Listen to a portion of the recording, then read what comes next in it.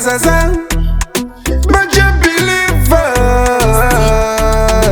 Una mwari churu nogona kukumba ukararamira vanhu noguma warumba.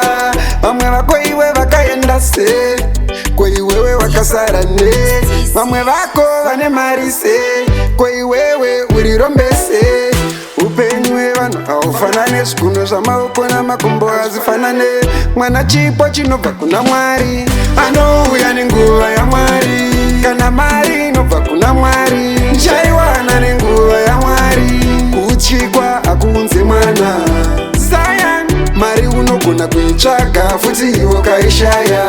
Mari inobva kuna Mwari. Mwari ndivo vakasika zvose, Mwari ndiye muridzi wezvose. Mwari ndivo vakasika urema, ndiwe aniko unoramba urema. Zvamandipa Ishe wangu ndiri seni, ini ndinogamuchira. Kuna Mwari tese takaremara, asi urema ndio wakasiyana. Mwana chipo chinobva kuna Mwari, anouya nenguva yaMwari. Kana mari inobva kuna Mwari, chaiwana nenguva yaMwari. Kuchikwa hakuunze mwana Zion, mari unogona kuitsvaga futi iwo kaishaya.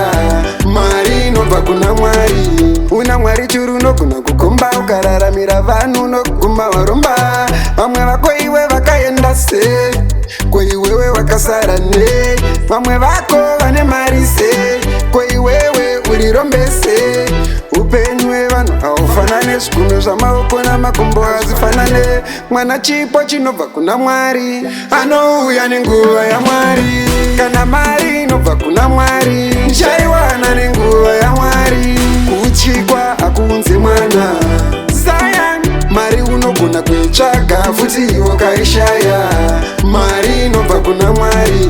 Mwari ndivo vakasika zvose, Mwari ndiye muridzi wezvose. Mwari ndivo vakasika urema, ndiwe aniko unoramba urema.